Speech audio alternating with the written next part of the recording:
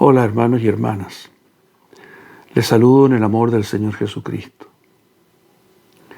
Vamos a retomar algunas de las cosas que dijimos en nuestro video anterior y para avanzar un poco más en lo que significa el surgimiento, la creación de un rebaño conforme al propósito de Dios, teniendo al Señor Jesús como pastor. Cuando el hombre ciego de nacimiento fue sanado en Juan capítulo 9, probablemente él nunca pensó que en el momento de ser expulsado de la sinagoga, en realidad era el Señor que le estaba llamando a salir. Porque en Juan capítulo 10, versículo 3 dice que las ovejas oyen su voz y a sus ovejas llama por nombre y las saca. Reconozco que nunca entendí bien por qué lo primero que hace el pastor aquí en Juan capítulo 10 es sacar las ovejas. ¿Sacarlas de dónde? No se entiende si es que nosotros miramos solamente el capítulo 10 como una entidad autónoma y separada. Pero cuando nosotros relacionamos el capítulo 10 con el capítulo 9 y nos damos cuenta que el 10 es la continuación de lo dicho en el 9, entonces podemos entender lo que el Señor Jesús saca de la sinagoga son los hombres como este hombre que fue sanado. Y con esta clase de hombres que son repudiados, rechazados, expulsados, Él conforma un rebaño nuevo. Los ingresa a través de la puerta que es Él mismo y los convierte en ovejas de su redil, de la cual Él es el buen pastor. Este es el comienzo de toda realidad espiritual de iglesia. La relación íntima, estrecha entre el pastor y las ovejas, sin ninguna clase de intermediación, sin intermediarios ni personas que interfieran o estorben esa relación. Porque aquí en Juan capítulo 10, versículo 14, dice que Él conoce a sus ovejas y las ovejas le conocen.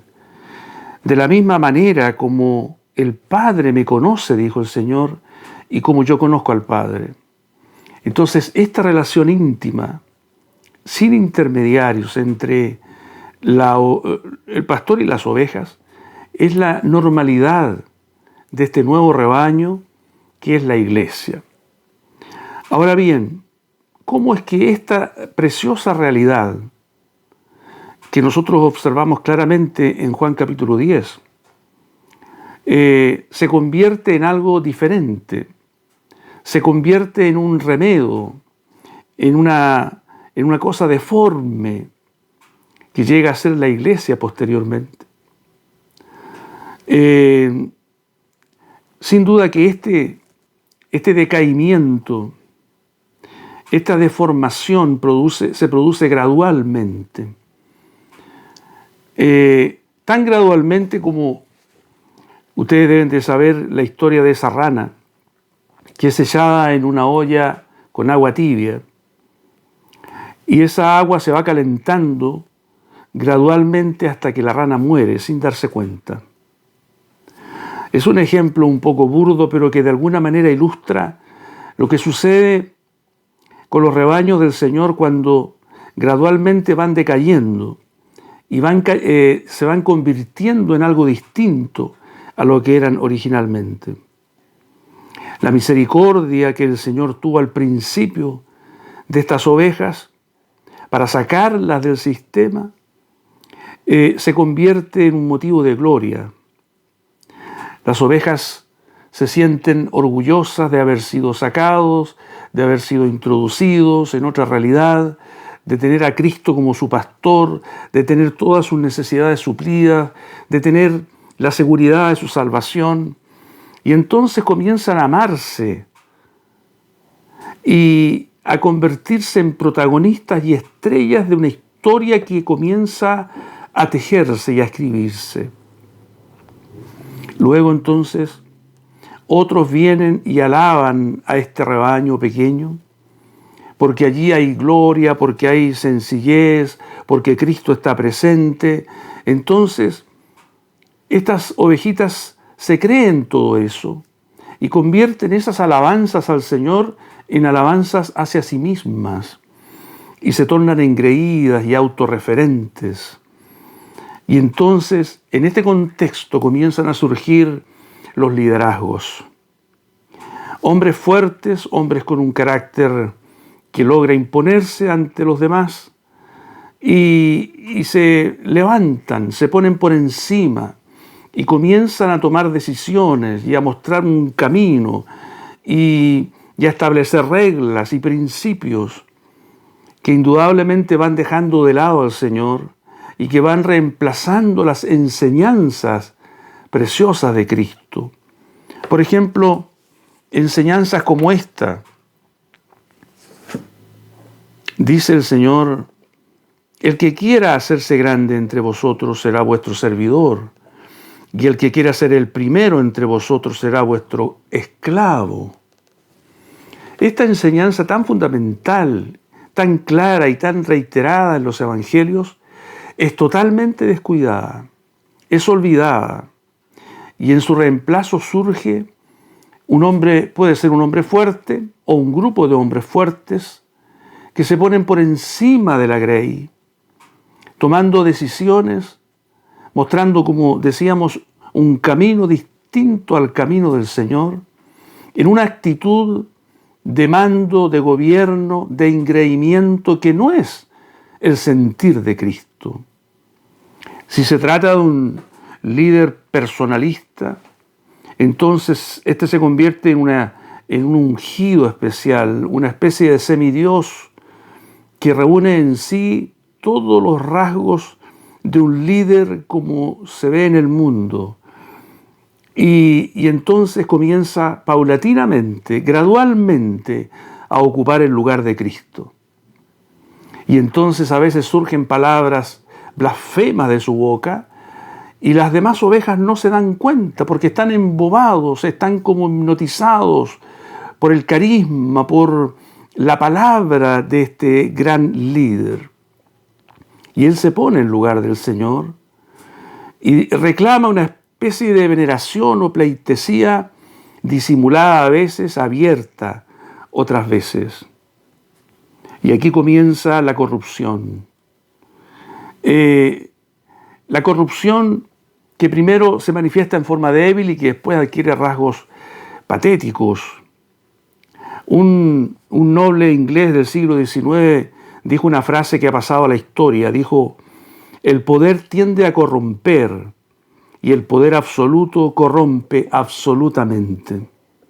Cuanto más personalista es el líder, cuanto más carisma tiene, es más peligroso porque se convierte en un líder sin contrapeso y que puede llevar al rebaño por caminos muy errados. Pero también existe la otra posibilidad de un liderazgo, de líderes que forman una colegiatura, una pluralidad. Y en primera instancia parece que este tipo de liderazgo es mejor que el anterior, porque al menos el poder está repartido entre varias personas y por lo tanto hay lugar a los equilibrios y a los resguardos y a las restricciones para que no haya uno que se tome todo el poder. Sin embargo, esto que aparentemente es mejor puede convertirse, si es que el Espíritu Santo no está gobernando, si es que estos hombres no son hombres quebrantados, humildes, que se postren a los pies del Señor permanentemente, puede convertirse en algo mucho peor. Entonces, tenemos así que ellos se apropian y como son varios, se resguardan unos a otros, se defienden unos a otros y les resulta más fácil mantener el sistema, un sistema a menudo tiránico, en el cual ellos son personas intocables. De manera que el primer gran problema que surge en este rebaño, que comenzó con la sencillez, con la humildad de un rebaño que vive en torno al Señor, es el liderazgo. Ellos, los líderes, sea uno, sean varios, se olvidaron de dónde el Señor los sacó. Se olvidaron que ellos también llegaron al Señor como ovejas desnutridas, ovejas heridas, ovejas extraviadas, y que el Señor tuvo de ellos misericordia lo mismo que del resto.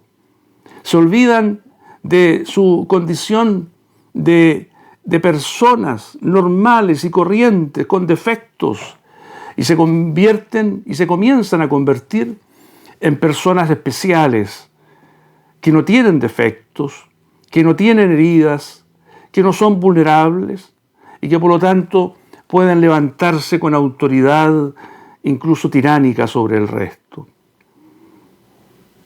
Y así también surge entonces, amparado por este tipo de liderazgo, surge todo un sistema que primeramente favorece la continuidad del sistema, porque todo sistema tiende a perpetuarse a sí mismo y a conservarse, a preservarse. Y los líderes son los principales instigadores y cerebros y son los ideólogos de este sistema, con reglas, con principios, con usos y costumbres que como decíamos, intenta perpetuar el sistema. Y se establecen calendarios de actividades y programas y cronogramas y surgen formas y surge un vocabulario y surgen rutinas y pronto ya nos comenzamos a enorgullecer de nuestra historia. Aunque nuestra historia sea breve, de una década o dos, entonces ya es nuestra historia. Y comenzamos a hacer referencias a nuestra historia y a enorgullecernos de ella. Entonces surge una realidad suprapersonal que va más allá de la persona. Ya no interesa tanto la persona, el creyente individual con sus problemas, con sus necesidades. Lo que interesa ahora es la obra, es la iglesia, es la misión o cualquiera sea el nombre que le demos. Y mayormente si está teniendo alcances continentales o planetarios, entonces sí que importa. Y el individuo, la persona, el creyente personal, individual, comienza a ser relegado. Sus necesidades ya no son atendidas, porque hay otras necesidades más grandes. Y entonces comienza a surgir la importancia del dinero. La importancia de los recursos económicos para expandirnos, para crear, enaltecer el sistema, embellecerlo, adornarlo.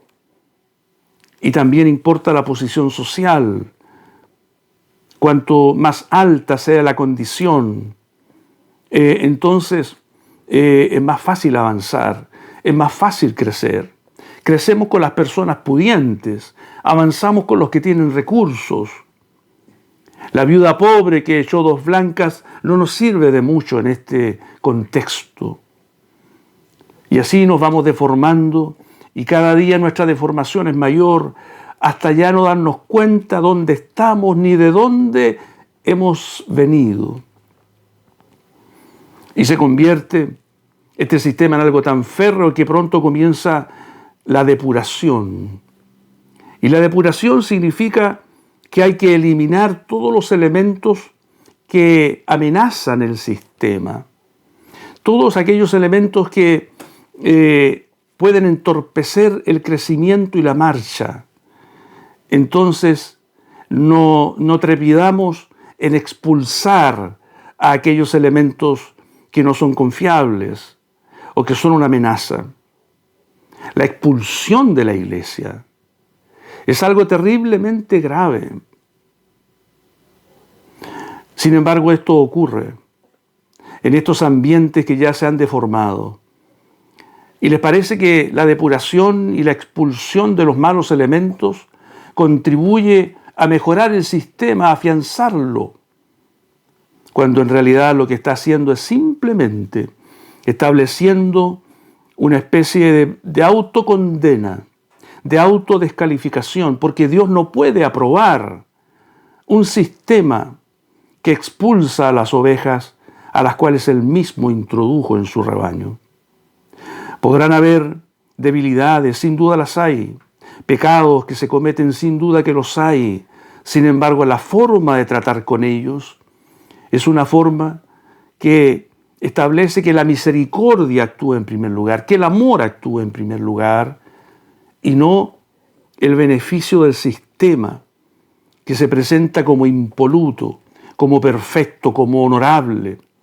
Nosotros no vamos a permitir defectos en nuestro sistema, ni hombres pecadores en nuestro sistema, porque aquí hay pura gente santa, gente buena, gente perfecta. De tal manera que si hay necesidad de depuración, se va a hacer la depuración, y aquellos que no son de nuestro agrado serán tallados de rebeldes. Se castiga toda forma de disensión o de intentos de renovación. Todo liderazgo emergente es castigado por peligroso. Todo aquel que piense distinto de lo que nosotros decimos que se debe pensar es peligroso. Por lo tanto, hay que excluirlo. Entonces, toda disensión es tachada de rebelión y es condenada. Se valora más la lealtad al sistema que el aporte de una nueva vislumbre de la gloria del Señor o de renovación de lo que ya tenemos.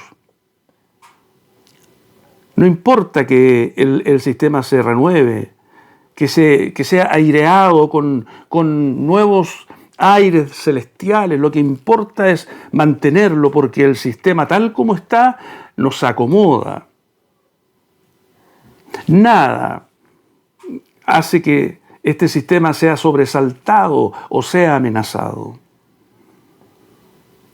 Ni el Espíritu Santo, con toda la autoridad que tiene siendo Dios, podría intentar romper el sistema funcionando, porque rompería con los equilibrios que el sistema requiere para seguir funcionando. También junto con esto viene una tendencia a privilegiar lo externo por sobre la comunión íntima con el Señor. Importa lo que es visible, lo material, lo fastuoso. No importa la piedad, sino la aparente piedad. En el fondo, la hipocresía, la honorabilidad que se luce, que se exhibe. Entonces surgen el predominio, el liderazgo de lo que es los templos, la tecnología, todo lo ornamental. Son tiempos de tecnología, de avances, de ciencia, en que el oropel brilla. Entonces tenemos que echar mano a eso para no desmerecer respecto de aquellos o de estos otros.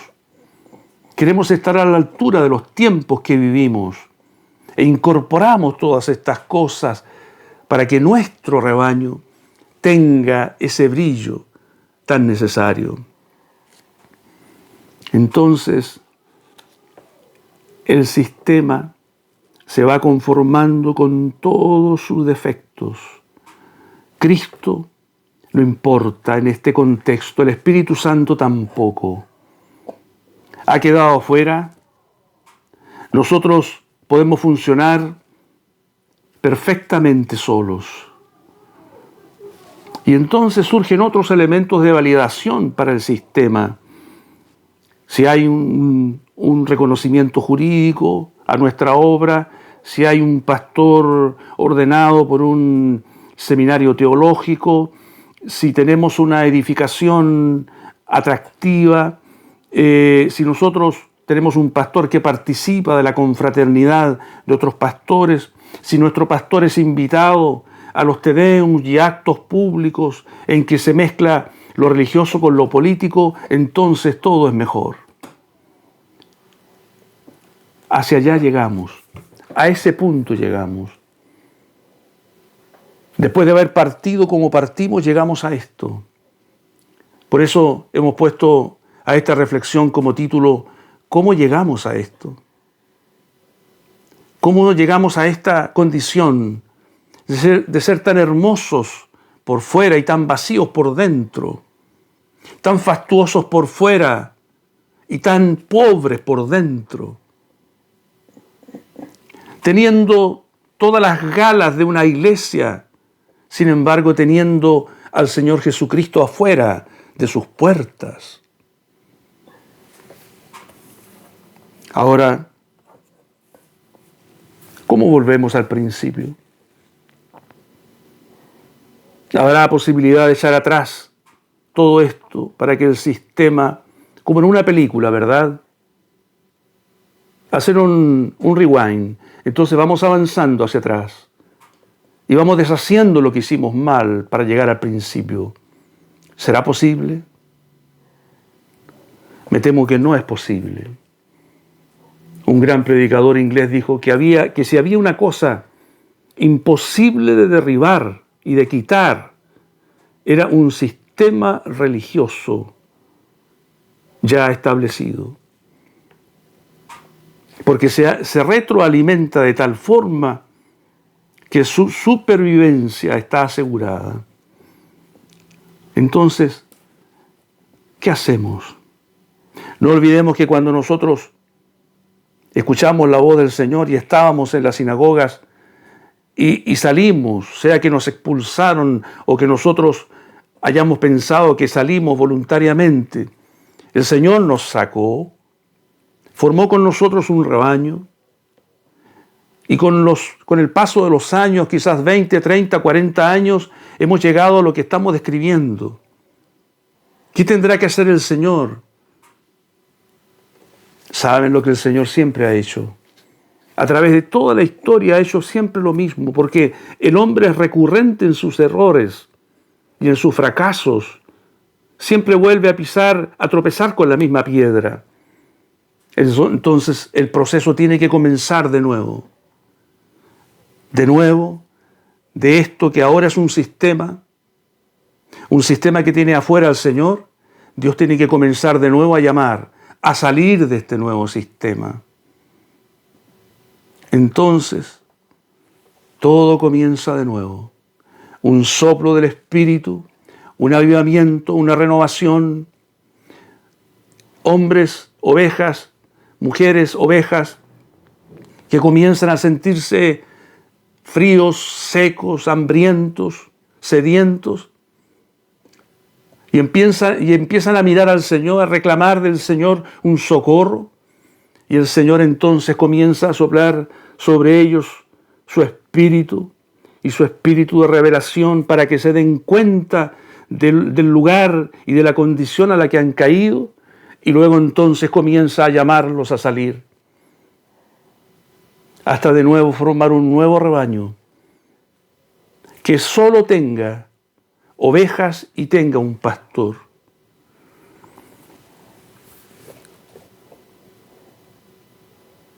Saben ustedes, el Señor contó varias parábolas. Las Escrituras nos muestran varias figuras de lo que es la relación de Cristo con los suyos, con su iglesia, con su rebaño. Voy a recordar tres, y usted va a entender perfectamente de lo que estamos hablando.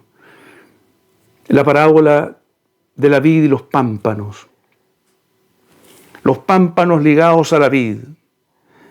La savia que fluye de la vid hacia los pámpanos y que permite que ellos lleven fruto y mucho fruto. Vean ustedes, ¿hay algo que interfiera la relación entre la vid y los pámpanos? ¿Hay algún intermediario que haga como una conexión entre la vid y los pámpanos? ¿Es necesario un intermediario? Ahí la relación es íntima. Segundo ejemplo, el pastor y el rebaño. Lo que vemos acá en Juan capítulo 10 y en otros pasajes de las Escrituras. Las ovejas oyen su voz y le siguen. El Señor las llama por su nombre, el Señor las sostiene, las alimenta, las cuida, da su vida por ellas, las conoce, ellas lo conocen. Esa relación íntima, preciosa y profunda es intermediada intermediada por alguien o por algo? Tercer ejemplo, la cabeza y el cuerpo. La iglesia es el cuerpo de Cristo. Cristo es la cabeza. ¿En un cuerpo humano hay algo que deba intermediar entre la cabeza y el cuerpo? Si hubiera algo, entonces ese cuerpo estaría enfermo. Eso sería una especie de monstruo, incapaz de vivir, de sobrevivir. De la misma manera, ¿qué hay que está estorbando la relación fluida, pura, entre Cristo y la iglesia, entre Cristo y sus ovejas? ¿Hay alguna casta, algún sacerdocio especial? ¿Hay una clase de hombres que tiene que decir esto ha dicho Dios, o que va con las peticiones del pueblo para que Dios las escuche? No existe en el Nuevo Testamento tal cosa. El Señor dijo, mis palabras son espíritu y son vida. Y nosotros lo hemos olvidado, me temo que por mucho tiempo. Y nos hemos entretenido en doctrinas, en teologías, en énfasis proféticos, sin menospreciar las epístolas de los apóstoles, que son inspiradas sin duda por el Señor. Nos hemos olvidado de las palabras, de las sanas palabras de nuestro Señor Jesucristo contenidas en los evangelios. Y así a veces tomamos algunas palabras del Señor y decimos, esto no tiene aplicación para nosotros porque esto es para aquello, para Israel, y nos sacamos de encima aquellas santas palabras que también nos harían si nosotros las acogiésemos y las obedeciésemos.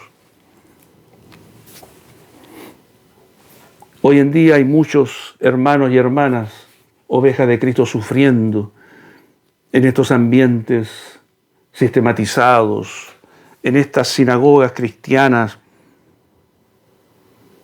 soportando allí por lealtad a los hombres, a un líder, por comodidad, porque allí está todo mi ambiente social, allí están las familias que yo conozco, con las que me relaciono, allí están los amigos de mi hijo y de mi hija. Lealtad a un sistema, cuando lo que nos conviene es ser leales a Cristo, fieles a Cristo y consecuentes con su palabra. No olvidemos lo que el Señor le dijo a aquel sumo sacerdote Elí en los primeros capítulos de Samuel. ¿Se acuerdan? ¿Cuál fue la causa de la reprobación de Elí como sumo sacerdote? El Señor le dijo, has honrado a tus hijos más que a mí. Y pareciera ser que en materia espiritual nosotros seguimos el ejemplo de Elí. Honramos todo lo demás en desmedro de Cristo. Esto no puede seguir ocurriendo. Tenemos que ser fieles al Señor en todo lo que eso significa. No solo en lo que nos resulta grato, sino que también en aquello que me obliga a pagar un precio y que me resulta ingrato y doloroso. Aquello que es una deshonra, un vituperio. El Señor dice, usando a Pedro, es necesario obedecer a Dios antes que a los hombres. Así que, queridos hermanos y hermanas, ¿cómo hemos llegado a esto? Es una buena pregunta que merece una reflexión de nuestra parte. Y que si vemos todo aquello que ha opacado la gloria de Cristo, ¿qué es aquello que ha expulsado a Cristo de nuestro medio, que le ha deshonrado y le ha ofendido? Entonces es bueno que seamos leales al Señor y que salgamos de allí, respondiendo a la invitación que la misma palabra nos hace. Salid en medio de ellos Salgamos pues a Él, llevando su vituperio, porque no será un motivo de aplauso. Nadie nos aplaudirá por eso, sino motivo de deshonra y aún de persecución. Pero nosotros, como siervos de Cristo, nos debemos a Él y nos interesa mucho más su opinión, el honrarlo a Él que honrar a los hombres. Que el Señor nos sostenga, que nos guarde, que el Señor nos muestre el camino, porque sin duda que si nosotros estamos atentos, Él nos hablará y nos sacará y nos introducirá en su verdadero rebaño. Así será sin duda. En el nombre del Señor. Amén.